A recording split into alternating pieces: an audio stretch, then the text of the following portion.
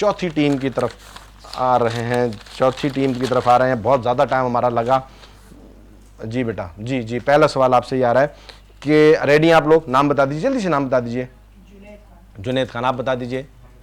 حمزہ. جی بیٹا، پہلا سوال آپ سے یہ ہے، کیا رسول اللہ صلی اللہ علیہ وسلم نے حضرت علی رضی اللہ عنہ کے بارے میں کوئی خاص بات ارشاد فرمائی ہے؟ جی ہاں، ان حضرت صلی اللہ علیہ وسلم نے فرمایا کہ حضرت علی رضی اللہ تعالیٰ کے بارے میں خاص ارشاد فرمایا کہ ایک گروہ ایسا پیدا ہوگا جو تم سے بہت غلو کرے گا اور حد سے محبت سے زیادہ تجاوز کرے گا، اور دوسرا گروہ وہ ہوگا جو تم سے بے انتہا بغض رکھے گا. یہ دونوں گروہ دوزخ میں جائیں گے. درست جواب ہے جی، بہت اعلیٰ، شاندار.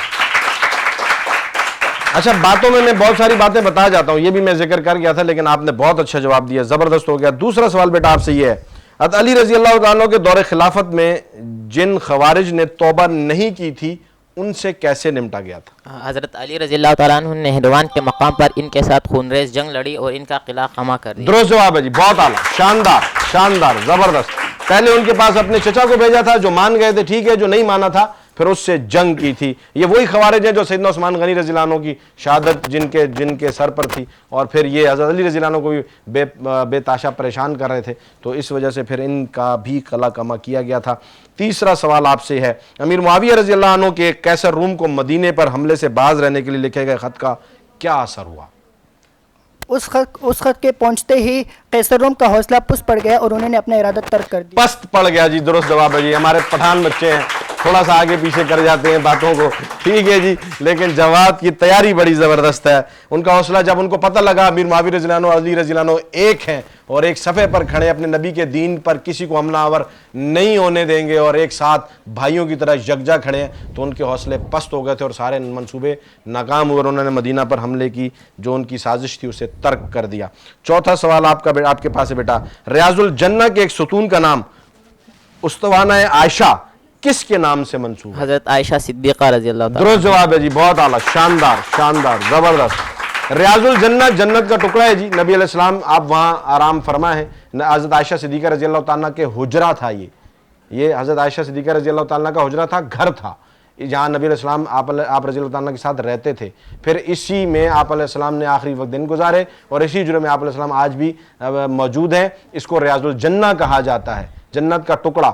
اس میں جو ایک مینار ہے اس کا نام جو ہے استوانہ عائشہ، یعنی عائشہ صدیقہ رضی اللہ تعالیٰ کے ستون، ایک ستون ان کے نام سے منسوب ہے، یعنی جنت میں عائشہ رضی اللہ تعالیٰ کے نام کا ستون موجود ہے.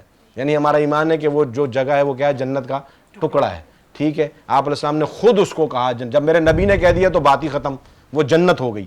اب اس جنت میں ایک ستون موجود ہے جس کا نام حضرت عائشہ رضی اللہ عنہ کے نام سے منسوب ہے. بہت اعلیٰ بیٹا.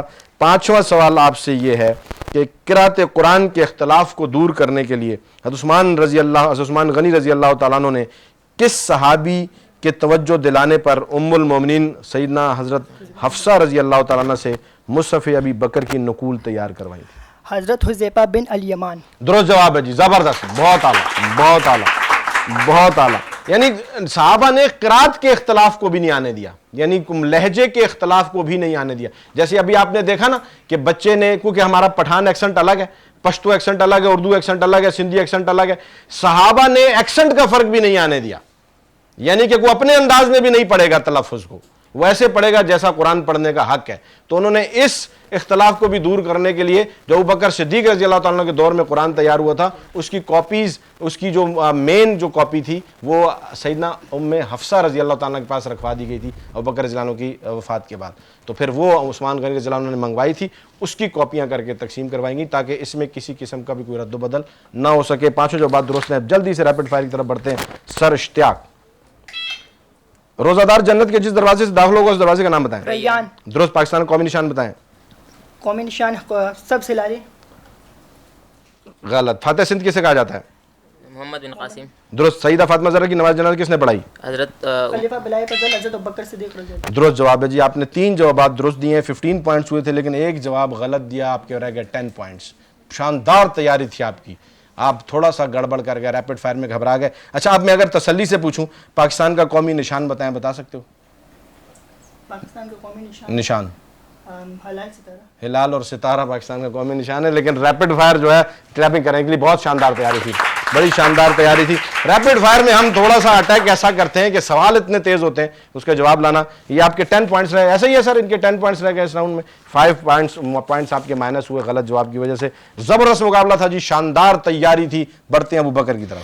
بہت زبردست مقابلہ ہوا, رزلٹ دیکھنا مت بھولیے گا اور کہیں مت جائیے گا. ہم ملتے ہیں ایک چھوٹے سے بریک کے بعد.